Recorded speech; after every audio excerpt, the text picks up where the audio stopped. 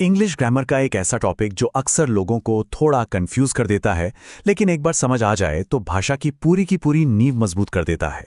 इस explainer session में हम उस समय की बात करने वाले हैं जो पूरी तरह से बीत चुका है। जी हाँ, आज पास्ट इंडेफिनिट टेंस की गुत्थी सुलझने वाली है। तो अगर ग्रामर के इस कॉन्सेप्ट को एकदम क्रिस्टल क्लियर करना है तो ये सेशन बिल्कुल परफेक्ट जगह है। आगे बढ़ने से पहले इस सबसे बड़े सवाल पर जरा गौर करते हैं। क्या कोई काम बीते हुए समय में यानी पास्ट में पूरी तरह से खत्म हो चुका है? बस समझ लीजिए कि यही पास्ट इंडेफिनिट टेंस का असली डीएनए है। अगर कोई भी काम पास्ट में शुरू हुआ और वहीं का वहीं पूरी तरह समाप्त हो गया तो इसी टेंस का इस्तेमाल होता है। इसका हमारे वर्तमान यानी प्रेजेंट से कोई लेना देना नहीं होता। चलिए फटाफट आज का रोड मैप देख लेते हैं। हम शुरुआत करेंगे इसकी पहचान से, फिर पॉजिटिव, नेगेटिव और इंटेरोगेटिव यानी प्रश्नवाचक वाक्यों के नियम समझेंगे और आखिर में कुछ की टेकअवेज पर बात करेंगे। तो चलिए बिना किसी देरी के शुरू करते हैं। नंबर 1, पहचान। आखिर इस टेंस को वाक्यों में स्पॉट कैसे किया जाए? तो सबसे पहला क्लू छिपा होता है वाक्य के बिल्कुल आखिर में। इन शब्दों की आवाज पर ध्यान देना बहुत जरूरी है।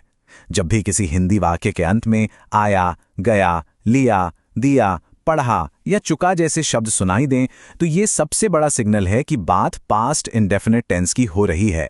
ये शब्द खुद चीख चीख कर बता रहे हैं कि काम हो गया, बात खत्म। अब यहां एक बहुत ही दिलचस्प ट्रैप है जहां अक्सर गलती हो जाती है। जरा इस वाक्य को देखिए, वह कल आया है। अब लास्ट में है देखकर कोई भी झट से इसे प्रेजेंट परफेक्ट मान लेगा, राइट? लेकिन नहीं, यही तो सबसे बड़ा ट्विस्ट है, क्योंकि इस वाक्य में कल यानी यस्टरडे जुड़ गया है, जो कि एक बीता हुआ समय है। इसलिए ग्रामर के रूल्स के हिसाब से ये पास्ट इंडेफिनिट ही माना जाएगा। समय का ये एक छोटा सा मार्कर पूरे वाक्य का टेंस पलट कर रख देता है। आगे बढ़ते हैं नंबर 2 की तरफ, पॉजिटिव यानी सकारात्मक वाक्यों के नियम। वाक्य बनाने का फॉर्मूला बहुत ही सिंपल और स्ट्रेट फॉरवर्ड है। 3 आसान स्टेप्स। सबसे पहले सब्जेक्ट, उसके बाद वर्ब की सेकंड फॉर्म यानी V2 और लास्ट में ऑब्जेक्ट। यहां पूरा का पूरा फोकस बस इस V2 पर होना चाहिए। पॉजिटिव वाक्यों में V2 ही असली हीरो है। इसके बिना गाड़ी बिल्कुल आगे नहीं बढ़ेगी। चलिए इसे कुछ प्रैक्टिकल एग्जाम्पल से समझते हैं। मोहन ने कार खरीदी, बन जाता है मोहन बॉट अ कार। यह बाय का V2 बॉट हो गया। उसी तरह पास की के लिए पास्ट आ गया और कोठी खरीदी के लिए फिर से बॉट। आप देख रहे हैं ना, यहां हर वाक्य का एक्शन V2 के जरिए कितनी मजबूती से पास्ट में सेट हो रहा है। कुछ और रोजमर्रा के एग्जाम्पल्स लेते हैं। उसने मुझे बताया, ही टोल्ड मी। मनाया हो गया सेलिब्रेटेड। आए बन गया केम। यहां ध्यान देने वाली बात यह है कि चाहे सब्जेक्ट एक वचन हो या बहुवचन, यानी सिंगुलर हो या प्लूरल, हमारा रूल टस से मस नहीं होता। V2 अपनी जगह पर डटा रहता है। अब आते हैं नंबर 3 पर, नेगेटिव वाक्य, यानी जब किसी बात के लिए नहीं कहना हो। और यही ग्रामर के नियमों में एक बहुत ही जबरदस्त प्लॉट ट्विस्ट आता है। यहां एंट्री होती है एक बेहद शक्तिशाली हेल्पर की, और वो है डिड। ये शब्द इतना पावरफुल है कि जैसे ही ये वाक्य में घुसता है, ये मेन वर्ब से उसका V2 का तार छीन लेता है और उसे वापस उसकी साधारण फर्स्ट फॉर्म यानी V1 में धकेल देता है। तो अब सबसे क्रूशियल पॉइंट यह है कि हमारा फॉर्मूला पूरी तरह बदल गया है। सब्जेक्ट के बाद डिड नॉट और फिर वर्ब की फर्स्ट फॉर्म V1। जी हां, यहां V2 का इस्तेमाल एकदम वर्जित है। पास्ट टेंस का सारा बोझ अब डिड ने अपने कंधों पे उठा लिया है, इसलिए मुख्य क्रिया को अपने नॉर्मल रूप में ही रहना होता है। इस नियम का जादू इन एग्जाम्पल्स में देखिए। भाई ने मेरी मदद नहीं की, बन जाता है brother did not help me. ध्यान दिया आपने? यहां हेल्प्ड नहीं लिखा है, बल्कि सिर्फ हेल्प लिखा है। इसी तरह डिड नॉट केयर और डिड नॉट टेक में भी केयर और टेक अपने V1 फॉर्म में मौजूद हैं। डिड के सामने V2 टिक ही नहीं सकता।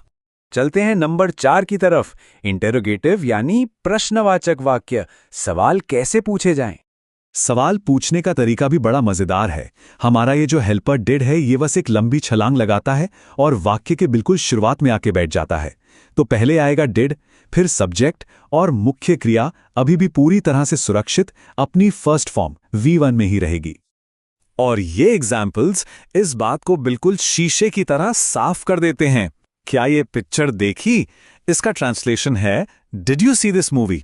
घटना पास्ट की ही है, लेकिन डिड की वजह से सॉ नहीं बल्कि सी का इस्तेमाल किया गया है। दूसरे वाक्य में देखिए, डिड फादर नॉट स्लैप? यहां स्लैप भी V1 में है। बहुत ही लॉजिकल है। फाइनली नंबर 5, की टेकअवेज और एक छोटा सा टास्क। चलिए जल्दी से पूरे सेशन का एक क्विक रिकैप कर लेते हैं। इसे दिमाग में अच्छे से बिठा लीजिए। पहला, काम पास्ट में पूरी तरह खत्म, मतलब पास्ट इंडेफिनिट। दूसरा, अगर बात पॉजिटिव है तो बिना कुछ सोचे वर्ब की सेकंड फॉर्म V2 लगा देनी है। और तीसरा, अगर वाक्य में नहीं है या कोई सवाल पूछा गया है तो डिड के साथ हमेशा वर्ब की फर्स्ट फॉर्म V1 ही आएगी। बस इतना सा ही तो ग्रामर का ये खेल है। और अब टाइम है इस नॉलेज को टेस्ट करने का। जो नियम आज समझे गए हैं उनका इस्तेमाल करते हुए क्या अभी इसी वक्त नोटबुक में पास्ट इंडेफिनिट टेंस के 3 नए सेंटेंस बनाए जा सकते हैं?